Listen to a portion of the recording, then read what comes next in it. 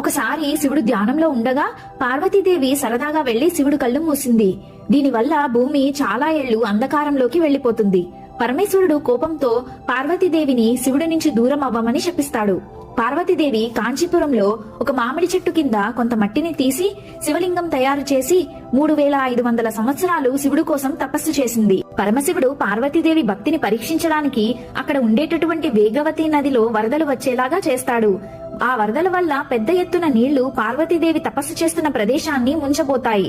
అప్పుడు భయమెరగని ఆ తల్లి భయపడి కంపా కంపా అని అరిచింది.